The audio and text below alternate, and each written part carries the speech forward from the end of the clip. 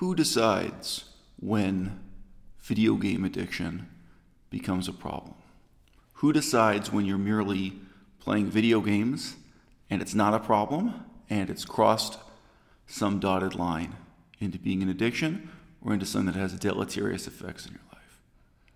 Who decides when you're not merely drinking alcohol, but you are in fact an alcoholic? Who decides when drinking alcohol becomes a problem? The answer is you do. You decide. But I'm here on the internet to try to encourage you to make the right decision. Because there's a right decision and there's a wrong decision. Or we can put it this way. There's one right decision and there are hundreds, thousands of wrong decisions. The excuse-making mentality is very deeply seated within all of us. Once we get it into our minds to make an excuse, any excuse will do. Any one, any dozen, any hundred, and we can keep on making up new excuses our whole lives long. When is your sexuality a problem? When are you a sex addict? Or when are you letting sexual desire destroy your life? I think my own father, when he was a younger man, could have been described as a sex addict. At any rate, whatever term you want to use, one way or another, he let his desires destroy his life and destroy many other people's lives also. It's not as if there's a simple textbook definition, and if there were, he wouldn't accept it. He had 9 children with a whole bunch of different women. He lied to all the women. He didn't think it was a problem.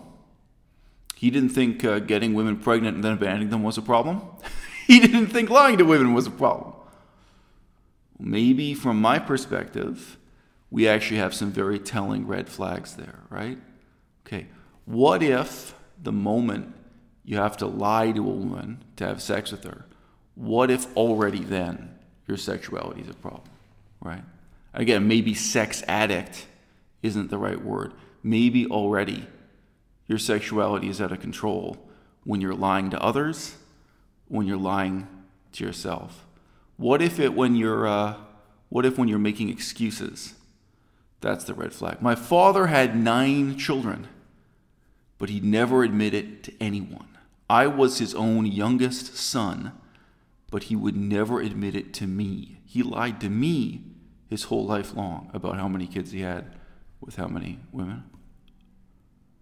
Gee, the fact that you lie to yourself, the fact that you lie to your kids, the fact that this is something you lie about, maybe that's a red flag, right? I mean, by the same token, if you're lying to people about how much you play video games, if you're lying to people about how much you drink alcohol, if you're already into the excuse-making mentality, maybe we have here one possible objective criterion we could agree upon as to why something like this, may be a problem.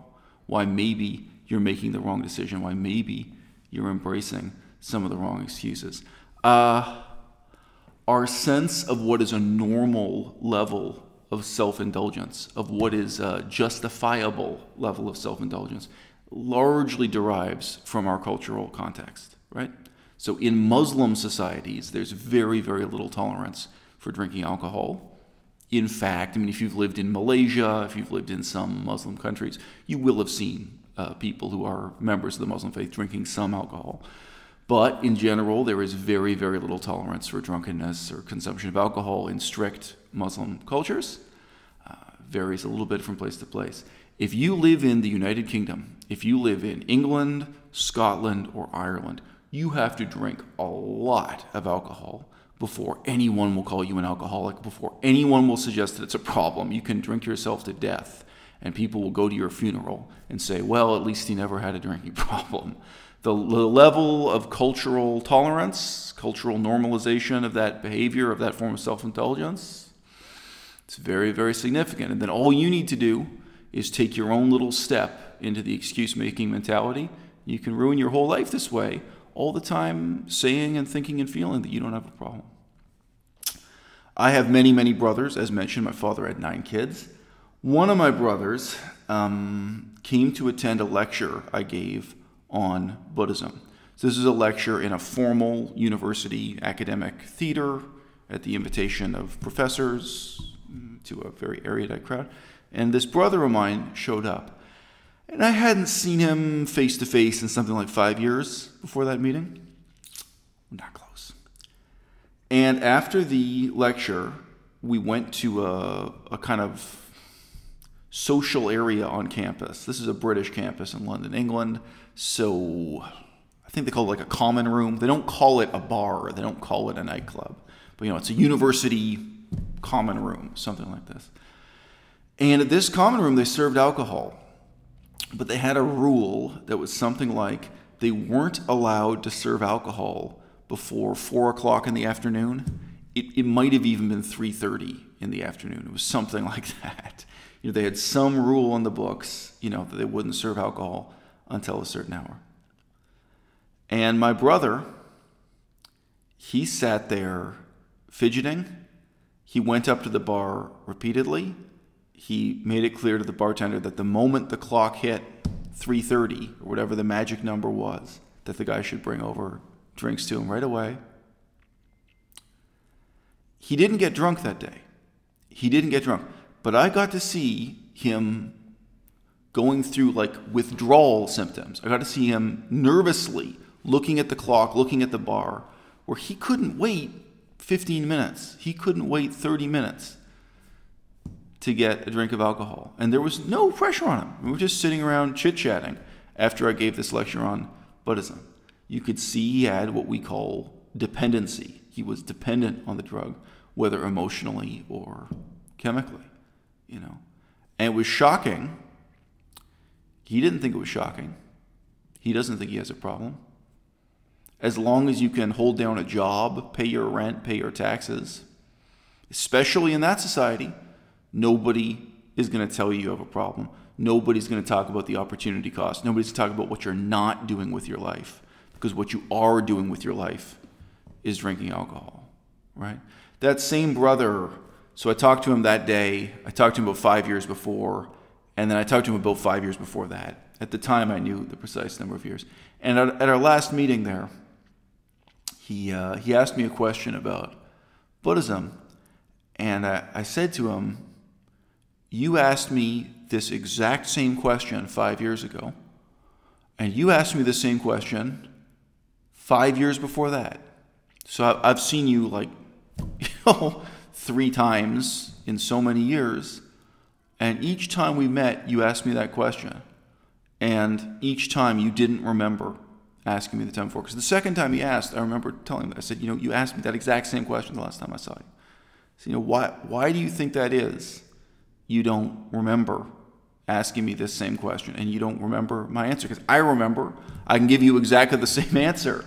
And I mean, the first time he asked me that question, as I recall, was just getting started as a scholar of Buddhism in terms of how these years all line up. But I already knew the answer to the question. Question about a specific issue in ancient or medieval Buddhism. It's not a stupid question, by the way, but it's the sort of question you might remember asking, or you might remember the answer to. Now, there's no simple cause and effect explanation that he drinks alcohol, therefore he doesn't remember. But drinking alcohol is part of a reckless, aimless, self-indulgent, self-destructive life that guy leads. My long lost brother. And genetically, that guy, I don't think he was born any stupider than I am. I don't think he was born any less gifted. I don't think he was born to any less advantages, neither mentally nor in terms of the education he had growing up. And he's traveled all around the world, that guy. He's been to many of the same places I've been to. He traveled extensively in India. He traveled in Cambodia. But if you ask him what he did in these places, because, I remember talking to him about Cambodia. Cambodia's been a big part of my life. Most of the stories he has to tell involve drugs and alcohol. He doesn't think he has a problem. The whole world doesn't think he has a problem. He's married. His wife doesn't think he has a problem. what he has is a meaningless life. And everywhere he goes, even if he has some kind of intellectual pretensions, and he does. When he was in India at one point, he was filming a documentary about a Hindu religious ritual. He ostensibly has interest in the history of Hinduism and Buddhism, and he travels to these places and visits museums and ancient archaeological sites. He takes with him the meaninglessness of his own life, and he acts out and sustains that meaninglessness partly through drugs and alcohol. When you are living an unexamined life, when you are living a life of this kind of self-indulgence, it doesn't matter if you go to India, and it doesn't matter if you go to Cambodia, and it doesn't matter if you go to see the pyramids in Egypt. You might as well have just stayed at home.